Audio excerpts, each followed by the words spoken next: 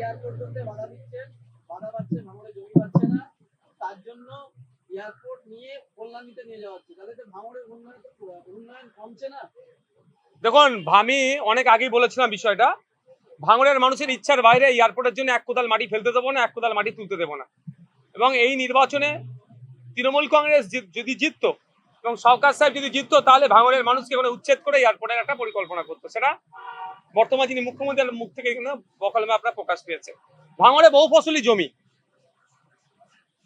সেই বহু ফসলি জমিকে নষ্ট করে নগরায়ণ হোক, এটা আমরা কোনোদিন চাই না। এয়ারপোর্টের বিরুদ্ধে নয় আমরা।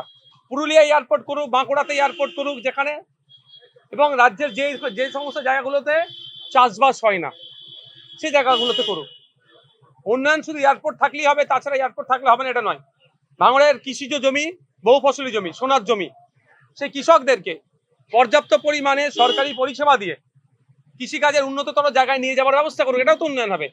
ভাঙড়ের লেদার কমপ্লেক্সের একটা অংশ আছে, ভাঙড়ে যে কলকারখানাগুলো আছে সেইগুলো যাতে ঠিকঠাক আরো বিজনেস করতে পারে, ভাঙড়ে আরো যাতে বিজনেস বাড়ে, তার ব্যবস্থা সুন্দর করে হোক, এটাও তো ভাঙড়ের উন্নয়ন হবে। আজকের যে বাজেট, বিজেপি সরকারের প্রথম বাজেট, এই বাজেটে আপনি বিরোধী বিধায়ক হিসেবে কতটা খুশি? দেখুন, একাধিক দিক আছে। খুশি বা অখুশির থেকে বড় কথা হচ্ছে একাধিক বিষয় নিয়ে চর্চা আগামী দিনে বিধানসভার মধ্যে করবো, লাইভ হবে, আপনারা সেখানে দেখতে পাবেন। আমি এটা গুটি কয়েক কথা বলবো। এখানে এক্সপেন্সের কথা হয়েছে, ইনকামের সেই রাস্তা রাখাতে পারেনি এই বাজেটে। এটা সব থেকে বড় যে দিকগুলো আছে তার মধ্যে একটা। আর একটা দিক আছে যে নিয়োগের ক্ষেত্রে যেটা বলেছে, মাত্র 1 লাখ নিয়োগের গল্প শুনিয়েছে। একটু ভেবে দেখুন যে এই মুহূর্তে পশ্চিমবাংলায় প্রায় সরকারি শূন্যপদের সংখ্যা প্রায় 10 লক্ষের কাছাকাছি। সে নিয়ে কোনো মাত্র 1 লাখের কথা বলেছে, কবে হবে না হবে নির্দিষ্ট টাইমও দেয়নি। তৃতীয়ত, শুধু ম্যাক্সিমাম জায়গায় প্রতিশ্রুতি দেওয়া হয়েছে, বাস্তবায়ন কতটা হবে, কিভাবে হবে, সেই পলিসিও কিন্তু ঠিকভাবে উল্লেখ করা হয়নি। চতুর্থ, যেটা বিজেপির অন্যতম একটা পলিসির মধ্যে, যে মুসলমানদেরকে টাইট দিচ্ছে দেখানোর নামটাই উন্নয়ন। এই বাজেটের মধ্যে যত ভুল জায়গা আছে সবটাকেই চাপা ফেলে দেবে যে মাইনরিটি ফান্ডে কাট হয়েছে। সব ডিপার্টমেন্টের ফান্ডের টাকা বেড়েছে, মাইনরিটি ডিপার্টমেন্টের টাকা কমেছে। সবকা সাথ সবকা বিকাশের গল্প শোনালেও উন্নয়নের সময়ে, অধিকারের সময়ে নির্দিষ্ট কয়েকটি ধর্মীয় সম্প্রদায়কে তারা দূরে সরিয়ে রাখার চেষ্টা করে। তবে মাইনরিটি ফান্ডের হিসাবে যেন মুসলমানদের একার ফান্ড না, এটা শুধু মুসলিম সম্প্রদায় নয়, আরো যে সংখ্যালঘু সম্প্রদায় এগুলো আছে, লাইক খ্রিস্টান, পার্সি, পাঞ্জাবি, তাদের সাথেও ইনজাস্টিস হয়েছে। তবে ভালো দিকের মধ্যে একটা দিক হচ্ছে, তা সম্পূর্ণ করতে পারেন, অসম্পূর্ণ থেকে গিয়েছে, যে সরকারি কর্মচারীদের কেন্দ্রীয় সমাহারে ডিএর কথা বলেছিল, কিন্তু ডিএটা বেরিয়েছে। কিন্তু সমকাজে সমবেতনেরটা মাত্র 5,000 টাকা পার্ট টাইম টিচারদের জন্য বেরিয়েছে। কেন? 2000 সম্ভবত 19-এর সুপ্রিম কোর্টের অর্ডারে সমকাজে সমবেতন আজ তারা পাচ্ছে কোথায়, তা নিয়ে সেভাবে চর্চা হয়নি। সিভিক ভলেন্টিয়ার, একটা সিভিক ভলেন্টিয়ার কোনো অংশে আপনার কনস্টেবলের থেকে কম কাজ করে না, কিন্তু কত তার মাইনে এবার বাড়ছে, মাত্র 2000 টাকা বাড়ছে। আশা কর্মীদের আপনি চলে যান, আশা কর্মীদের ভিন্ন রাজ্যে দেখুন, তথ্য তুলুন, যে সাম্মানিকটা পায় আমাদের রাজ্যের আশা কর্মীরা সে সাম্মানিক পাচ্ছে না। এবারে যে আপনি বললেন সংখ্যালঘু বরাদ্দের কথা, দেখা যাচ্ছে যে গত বছরের তুলনায় এবারে বিজেপি সরকারের আমলে সংখ্যালঘু খাতে যে বরাদ্দ হচ্ছে সেই বরাদ্দ 61% কমানো হয়েছে। 5,700 কত কোটি টাকা ছিল লাস্ট ইয়ারে, এবারে 2,165 কোটি টাকা। তবে আমি একটা কথা বলবো, এখানে এরা কমাবে, এদের পলিসির মধ্যেই আছে। এই সংখ্যালঘুদের বরাদ্দ কমানো টাকা এরা রাজ্যের উন্নয়ন বলে চালাবে সারা বছরে। সংখ্যালঘুদের বড় অত্যাচারটাকে এরা রাজ্যের উন্নয়ন বলে চালায়। 7 দিন ধরে রেড রোডে রাস্তা বন্ধ করে জোগা করা টাকা এরা রাজ্যের উন্নয়ন বলে চালায়, যেমন এটাকেও চালাবে। তবে একটা কথা আমি বলবো, বিগত 4টে অর্থবর্ষ যদি আপনারা দেখেন, পশ্চিমবাংলার সরকার ছিল, বিগত সরকার যে টাকা বরাদ্দ করত সে টাকা কিন্তু সংখ্যালঘু উন্নয়নের খাতে ব্যবহার হতো না। 50% কভার করতে করতো না। আমি আশা করব ফান্ড বাড়াবে, সেই অপশন জায়গাও আছে, ফান্ড বাড়াবে এবং সাথে সাথে যেটা বাড়বে সেটা 100% কাজ হোক। আর একটা আপনাদের বলে যায়, যে ব্লকে 20% সংখ্যালঘু মুসলমান মানুষ বসবাস করতেন, সেই ব্লকটাকে মাইনরিটি ব্লক হিসাবে ট্রিট করা হতো। সেই ব্লকের স্কুল এডুকেশন থেকে শুরু করে অন্যান্য ডিপার্টমেন্টে সংখ্যালঘু উন্নয়নের বরাদ্দকৃত টাকা থেকে খরচ করতো। আমি এই যে নতুন সরকার এসেছে, এই সরকারের কাছে এই আবেদনটাও রাখবো, ওই সরকারের মতো দ্বিচারিতা আর করবেন না, ফান্ড বাড়াবেন এবং প্রকৃত অর্থে মাইনরিটি অ্যাফেয়ার্স ডিপার্টমেন্টে যে যা কাজগুলো করা দরকার সেটা করবেন। অন্তঃসার শূন্য বাজেট।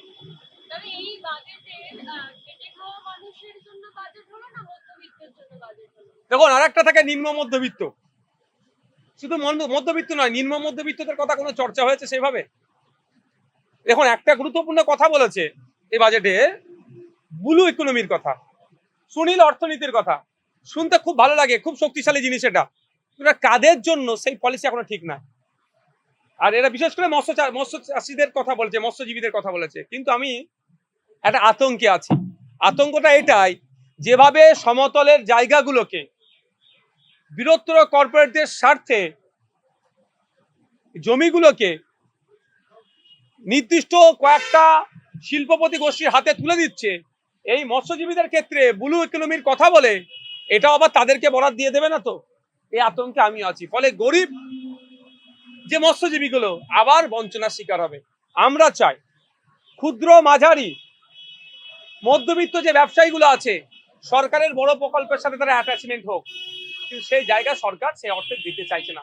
পিপিপি মডেলের কথা বলা হয়েছে, কিন্তু পিপিপি মডেলটার জন্য অ্যাচিভমেন্ট করার জন্য, সেখানে পৌঁছানোর জন্য আমার পাড়ার আপনার পাড়ার যে 6,000 টাকার একটা কাজ করে সংসার চলতে, সে কি পারবে? তার জন্য নির্দিষ্ট কোনো রূপরেখা দেখাতে পারলো না।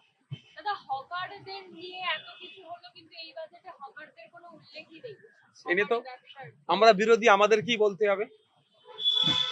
আমরা তো চাই সরকার চলুক সংবিধান সম্মতভাবে, সরকারি কার্যক্রমকে চালা।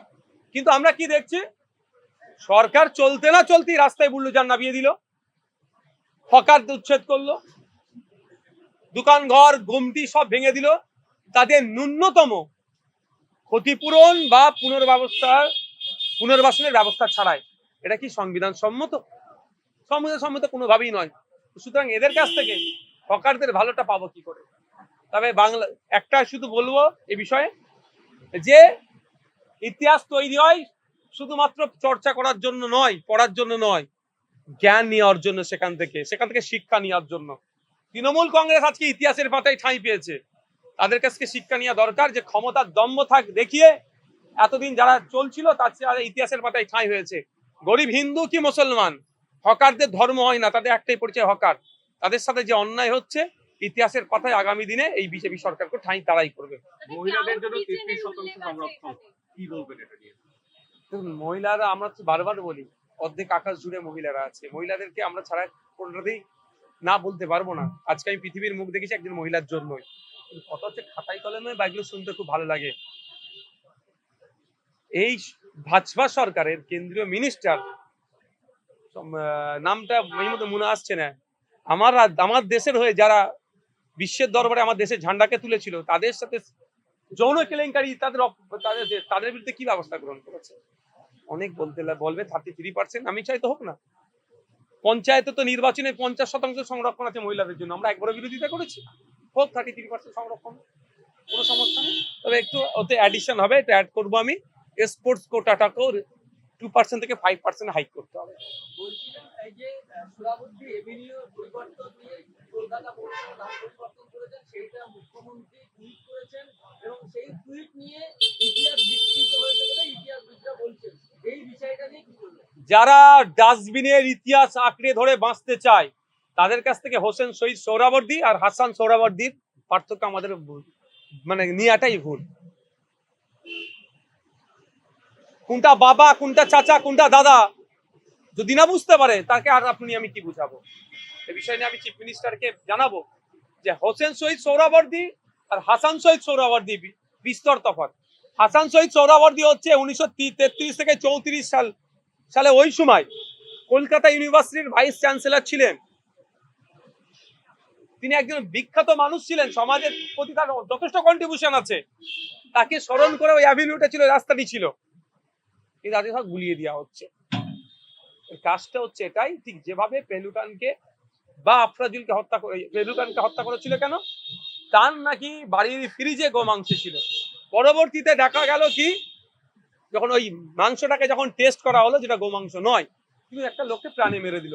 এদের কাজটা হচ্ছে এটাই, একটা এস্টাবলিশ করবে। উগ্র মানসিকতা নেই যারা চলছে, তাদেরকে অক্সিজেন দেওয়া ছাড়া এগুলার কিছুই না।